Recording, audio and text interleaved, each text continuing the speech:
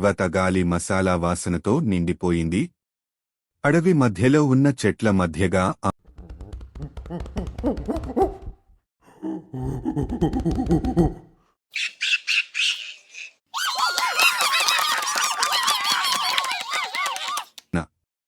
అంతగా రుచి కలిగించే వాసన అడవిలో ఎలా వచ్చిందనేదే అసలు కథ. ఈ కథ మొదలైంది కిటు అనే చురుకైన కోతితో. అడవి సరిహద్దులో బర్గర్ని వెంటనే లాగేసుకొని సంతోషంతో గెంతుకుంటూ అడవిలోకి వచ్చేశాడు. కాని అతనికి అర్థం కాలేదు. ఓ మర్రి చెట్టు కింద కూర్చుని కిటు ఆ బర్గర్ని తినబోతున్న సమయంలో మిథు అనే కోతి అతన్ని గమనించింది. ఆ మిథు గొప్ప ఫుడ్ క్రిటిక్ తనభిప్రాయాన్ని వెల్లడించింది. మన అడవిలో బర్గర్ అంటే అది తెలివైనవాడికి చెందాలి అంటూ ప్రకటన చేసింది. అలా మొదలైంది గొడవ. కొద్దిసేపట్లోనే ఇంకొన్ని కోతులు వచ్చి చేరాయి. మొత్తం ప్రతి ఒక్కరూ తమ తమ హక్కు ఉందంటూ వాదనలు చేశారు. చింటూ తన బలాన్ని చూపిస్తూ బర్గర్ నా హక్కు అన్నాడు. పింకీ అనే మూదు స్వభావం గల కోతి బిడ్డలతో పంచుకుంటాను అంటూ ప్రేమతో తెలిపింది.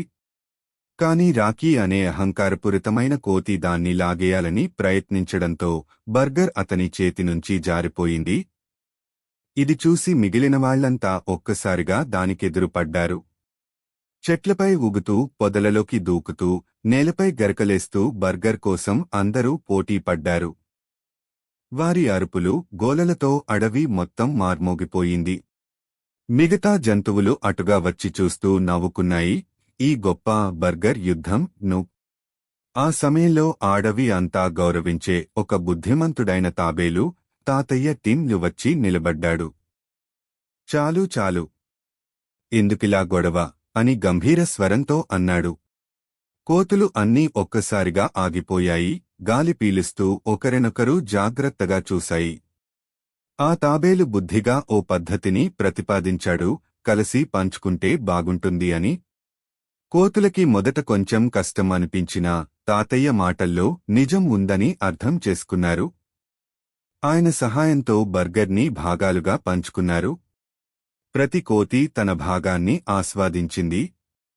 ఆశ్చర్యంగా ఒక్కొక్కరికి అది ఇంకా రుచిగా అనిపించింది. ఎందుకంటే అది కలిసి పంచుకున్న ఆహారం.